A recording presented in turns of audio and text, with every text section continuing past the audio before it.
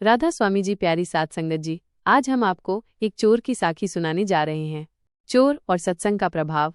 एक समय की बात है, एक बहुत बड़ा और नामी चोर था जिसके 4 लड़के थे। जैसा कि अक्सर होता है, पिता अपने बच्चों को वही काम सिखाते हैं जिससे उनकी रोजी रोटी चलती रहे। उस चोर ने भी अपनी चोरी की सारी कला और तरीके अपने चारों बेटों को सिखा दिए। वो उन्हें कई बार अपने साथ चोरी पर भी ले जाता था ताकि वे पूरी तरह से माहिर हो जाएं।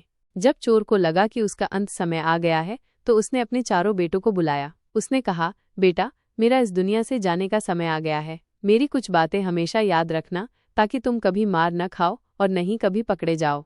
उसने अपने बेटों से कहा, तुम वही काम करना जो मैंने और तुम्हारे दादा ने किया है, लेकिन एक बात का हमेशा ध्यान रखना, जहाँ कहीं भी सत्संग हो रहा हो या ज्ञान की बातें चल रही हों, वहाँ से दोनों कान बंद करके निकलना। किसी संत महात्मा का कोई प्रवचन तुम्हारे कानों में नहीं पड़ना चाहिए। सत्संग में कभी मत जाना और उनकी बातों को कभी मत सुनना। अगर कभी वहां से गुजरना भी पड़े तो दोनों कानों में उंगली डालकर निकल जाना। कुछ समय बाद वो चोर मालिक का प्यारा हो गया और उसने अपना शरीर त्याग दिया। एक दिन उसके चारों बेटे चोरी करने निकले। 3 भाई आगे चले गए और चौथे छोटे भाई का इंतजार करने लगे। उन्होंने एक चौराहे का नाम तय किया था जहाँ सभी को इकट्ठा होना था और फिर किसी राजा या सेठ के घर में घुसकर सोना चांदी और जो भी धनमाल हाथ लगे उसे लेकर भागना था। छोटे भाई को फोन किया गया तो उसने कहा, आप वहीं इंतजार करो, मैं किसी कारणवश थोड़ा लेट हो गया हूँ, बस आ ही रहा हूँ। वो छोटा भाई अपने भाइयों के पास जा रहा था। रास्ते में किसी जगह सत्संग हो रहा था। जब वो वहां से निकल रहा था तो उसके पैर में एक बड़ा कांटा चुभ गया जो अपने आप निकल नहीं सकता था। उसने दोनों हाथों की उंगलियां जो कानों में डाल रखी थी ताकि सत्संग की बात न सुन सके, हटाई और बड़े आराम से कांटे को निकाला। जब तक वो कांटा निकाल रहा था, सत्संग की 2 बातें उसके कानों में पड़ गईं। संत महात्मा प्रवचन दे रहे थे कि 1. देवी देवताओं की परछाई नहीं होती। 2. वे जहाँ चलते हैं उनके पैरों के निशान नहीं आते, चाहे वे जमीन पर चलते हुए दिखाई क्यों न दे, उनके पैर मिट्टी में नहीं छपते। ये 2 बातें उसके कानों में पड़ी। उसने फिर उंगलियां कानों में डाली और अपने भाइयों के पास चला गया। बड़े भाइयों ने पूछा, भाई इतनी देर क्यों लग गई? छोटे भाई ने बहाना बनाया कि उसे कोई काम लग गया था। फिर उसने बताया कि कैसे रास्ते में उसके पैर में कांटा चुभ गया और कैसे पिताजी की बात याद आई कि सत्संग नहीं सुनना है, लेकिन कांटा निकालते समय सत्संग की 2 बातें उसके कान में पड़ गईं। भाइयों ने पूछा, क्या बातें थीं? छोटे भाई ने वही 2 बातें बताईं, देवी देवताओं की परछाई नहीं होती और उनके पैरों के निशान नहीं पड़ते। बड़े भाइयों ने कहा, कोई बात नहीं, हमें इन बातों पर अमल नहीं करना है। पिताजी ने कहा था कि कभी अमल मत करना। सत्य की पहचान और सत्संग का फल। उसी रात उस नगर के एक सेठ के घर चोरी हो गई। सुबह सेठ ने थाने में रिपोर्ट लिखवाई। पुलिस ने मुआयना किया और देखा कि काफी नुकसान हुआ था। ढूंढ भाल करते हुए वे उन चोरों तक पहुंच गए। किसी जासूस, उस समय दूत या सैडी वाले कहा जाता था, ने राजा को बताया कि चोर यही लोग हो सकते हैं। राजा ने उस जासूस को इनाम का लालच दिया यदि वह ये साबित कर दे कि चोरी इन्हीं लोगों ने की है। रात के 12 बजे का समय था, चांदनी रात थी। उस जासूस ने काली माता का रूप धारण किया और उन चारों भाइयों के पास गई। चारों भाई खुश हुए कि आज साक्षात कालका माई ने दर्शन दिए हैं। वो जासूस बोली, बेटा, मैं आज तुम्हारे पास आई हूँ। तुमने जो भी मन्नतें मांगी थी वे पूरी हुई और मैं तुमसे बहुत खुश हूँ। मैंने सोचा मैं खुद अपने बच्चों को दर्शन दूँ। मैं हमेशा तुम्हारे साथ रहूंगी और तुम्हारा हर काम करूंगी, लेकिन तुम्हें बताना होगा कि फला सेठ के घर जो चोरी हुई है उसमें तुम्हारा हाथ था या नहीं।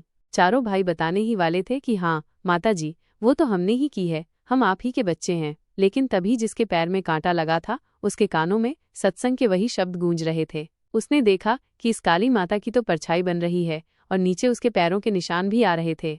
उसने सोचा, ये तो कोई छलावा है, कोई धोखा है। उसने हाथ जोड़कर कहा, नहीं माताजी, हमने चोरी नहीं की। उसे सत्संग के वे 2 शब्द याद थे और उसने वही देखा। सत्संग में तो महात्मा कह रहे थे कि देवी देवताओं की परछाई नहीं होती और उनके पैरों के निशान नहीं पड़ते, लेकिन इसकी तो परछाई भी है और पैरों के निशान भी बन रहे हैं। ये तो असल चीज नहीं है। जब वो समझ गया तो चारों भाइयों ने हाथ जोड़कर मना कर दिया, नहीं माताजी, हमने ये चोरी नहीं की। उन्होंने कहा, अगर हमने की होती तो आपसे क्या छिपाते, आप तो सब जानते हो। जब उन्होंने मना कर दिया तो वो जासूस चली गई। उसने राजा से कहा, उन्होंने चोरी नहीं की है, वे चोर नहीं है। वे मेरी पूजा करते हैं, मन्नतें मांगते हैं और चोरी करने से पहले मेरे पास माथा टेक कर जाते हैं, लेकिन उन्होंने इस चोरी में उनका हाथ नहीं है। अगर होता तो वे मुझसे झूठ नहीं बोल सकते थे। इस तरह वे चारों भाई बच गए। नहीं तो उस नगर का राजा इतना सख्त स्वभाव का था कि वो उन्हें उसी वक्त फांसी पर लटकवा देता या कोल्हू में पिसवा देता। सत्संग का जीवन बदलने वाला प्रभाव। उन चारों भाइयों ने सोचा, आज तो सत्संग के सिर्फ 2 शब्द हमारे कानों में पड़े, जिसकी बदौलत हमारी जान बच गई। अगर हम पूरा सत्संग सुनेंगे तो कितना फायदा होगा।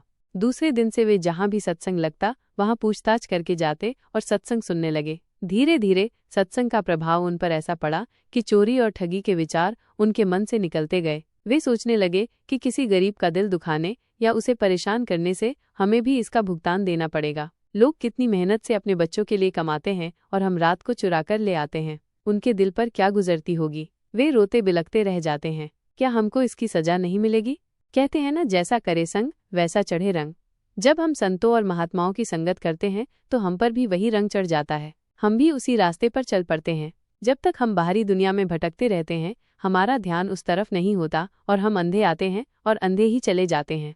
हमें कोई पूर्ण संत सद्गुरु मिलना चाहिए जो हमारी बाह पकड़े और आखिर तक हमें छोड़ने वाला न हो। इसलिए हमें सत्संग को कभी भी छोड़ना नहीं चाहिए। पता नहीं किस दिन सत्संग का कौन सा शब्द हमें कहाँ काम आ जाए और हमारी जिंदगी ही पलट जाए, हमारी जान बच जाए या कोई ऐसा कर्म जो हम करने वाले हों वो टल जाए। सत्संग वह पानी है जो हमारी रूहानी दौलत और इंसानियत को हरा भरा रखता है। हमारा मन मालिक की भजन बंदगी में लगता है। हमारा ध्यान बाहरी दुनिया से हटकर अंतर्मुखी होता है। आज हम बाहरी मुखी बने बैठे हैं, इसलिए हमें सत्संग में जरूर जाना चाहिए। ऐसे लोगों के पास बैठें जिनका आचरण मालिक की भजन बंदगी की तरफ हो, जिनका ध्यान उसकी तरफ हो। हमें ऐसे लोगों की संगत नहीं करनी चाहिए जो जुआरी, शराबी या मांसाहारी हों। कहते हैं, महामांसाहारी मानवा परत भजन में भंग। जो मांस खाते हैं उनके तो भजन सुमिरन में भी भंग पड़ती है यदि कोई सत्संगी उनसे मिलता है। पापी मिलो अनेक, निगुरा मिले ना एक। एक निगुरे के माथे पर कोट भार, कोट जन्म को भार। चाहे कितने भी पापी मिल जाएं, पर एक निगुरा बिना गुरु वाला न मिले। एक निगुरे के माथे पर करोड़ों जन्मों का भार होता है। जिसका कोई गुरु बना हुआ है, चाहे वो गुरु के हुक्म में न भी रह रहा हो, फिर भी गुरु उसकी संभाल करता है। गुरु सोचता है, ये मेरी ही औलाद है, मेरा ही बच्चा है। अगर ये रास्ता भटक गया, कोई बात नहीं, सुधर जाएगा। कभी मालिक की मौज होगी, ये अपने कर्मों का भुगतान दे रहा होगा। एक वक्त आएगा, ये भी सुधर जाएगा। किसी पूर्ण संत महात्मा की दया दृष्टि पड़ेगी तो इसका हृदय निर्मल हो जाएगा, पवित्र हो जाएगा। ये भी गलत कामों को बिल्कुल छोड़ देगा और हमेशा मालिक की भजन बंदगी में लीन रहेगा। कहते हैं ना, नजर पड़े गुरुदेव की, बंदे को मौला कर गया। क्या पता किस दिन उस गुरुदेव की, उस सतगुरु की मेहर भरी दृष्टि हम पे पड़ जाए। वे इंसान से भगवान बना सकते हैं। उनकी नज़र में वो ताकत होती है। सही आचरण और सोच की महिमा। हमें परमात्मा चाहे किसी भी हालात में रखे, हमें कभी गलत कदम नहीं उठाना चाहिए और न ही गलत सोच रखनी चाहिए। हमें हमेशा दूसरों का भला मांगना चाहिए। जब हम दूसरों का भला मांगेंगे तभी हमारा भला होगा। गुरु गोविंद सिंह जी ने अपनी वाणी में कहा था, जो तो को कांटा बोए वा को बोए तू फूल, तो है फूल को फूल है वा को मित्र शूल। इसका अर्थ है कि जो तुम्हें दुश्मन की नज़र से देखता है और तुम्हारे रास्ते में कांटे बोता है, तुम उसके लिए कांटे मत बो बल्कि फूल बो। जो अपने रास्ते में फूल बोता है उसे तो बदले में फूल ही मिलते हैं, लेकिन जो अपनी गलत सोच बनाकर दूसरों के लिए गड्ढा खोदता है, दूसरों के रास्ते में कांटे बोता है, वही कांटे उसी को सूली बनकर चुभते हैं। वो कोई किसी का कुछ नहीं बिगाड़ता। हमें अपनी जगह खुद को सही रखना है, अपनी सोच को सही बनाना है। जब हम अपनी सोच बदल लेंगे तो हम अपने आप बदल जाएंगे। जब तक हमारी सोच नहीं बदलेगी, हमारे कारनामे नहीं बदलेंगे, तब तक हम कभी भी उस परमात्मा से मिलने के लायक नहीं बनेंगे। उसको मिलने के लायक इंसान तभी बनता है जब अपने सारे विकारों को निकाल देता है। जब विकार निकल जाते हैं तभी वो परमात्मा उसको स्वीकार करता है, अपने अंदर विलीन करता है, अपने खजाने में उसको डालता है। जब तक कोई मैला होता है, जैसे एक माँ भी अपने गंदे बच्चे को उसी हालत में गोद में नहीं उठाती, वो पहले उसे नहलाती है, धुलाती है, साफ करती है, तब जाकर उसे अपनी छाती से लगाती है। वो तो कुल मालिक है, उसे तो कितनी सुंदरता, कितनी पवित्रता चाहिए, हमारी अंदर की कितनी साफ सफाई होनी चाहिए, तब जाकर मालिक हमें अपनी गोद में उठाता है, हमें अपनी छाती से लगा लेता है। जब हम उस खजाने के लायक बन जाते हैं तो वो हमें यहाँ नहीं रहने देता। वो कहता है, ये मेरा जो सिक्का था पहले लोहे का था, रांग का था, अब यह सोना बन चुका है, ये पारस बन चुका है। उस वक्त वो अपना ही रूप बना लेता है। हमें भी चाहिए कि इन संत महात्माओं के प्रवचनों को सुनकर, उनके शब्दों पर अमल करके, उनके वचनों पर अमल करके हम भी अपने आप को बदलें, अपनी सारी कुरीतियों को बदलें, ताकि मालिक हम पर भी खुश हो, मेहरबान हो और हमारी भी लाज हर जगह रखे। वो हमारा स्वार्थ भी बनाएगा, हमारा परमार्थ भी बनाएगा, लेकिन तभी जब हम उस लायक बनेंगे। यदि हमारे वही कारनामे, वही करतूतें होंगी तो वो कभी हमारी तरफ मुड़कर भी नहीं देखेगा और हमें और ज्यादा दुख मिलते रहेंगे। सुख में याद ना किया, दुख में किया याद, कहे कबीर दास की कौन सुने फरियाद।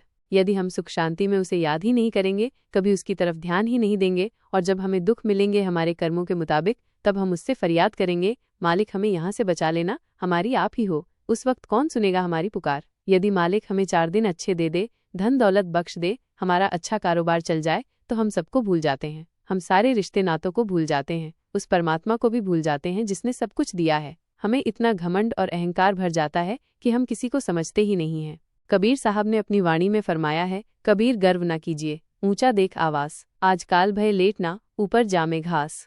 भाई तू गर्व मत कर, गुमान मत कर, आज या कल में तू जमीन में लेट जाएगा और तेरे ऊपर घास जम जाएगी। तुझे किस चीज का मान है, किस चीज का अहंकार घमंड कर रहा है तू? इस रूप रंग का, इस जवानी का, इन महलों का, इस धन दौलत का, ये किसके पास रहे हैं? कितने कितने बड़े राजा महाराजा आए, उन्होंने सारी दुनिया को मारा, कितने खजाने भर लिए, लेकिन आज तक कोई एक पैसा भी अपने साथ लेकर गया? एक सुई तक भी कोई साथ नहीं ले गया। न कोई लेकर गया है, न कोई लेके जाएगा, न कोई आज तक वहां से कुछ लेकर आया है। खाली आता है, खाली चला जाता है।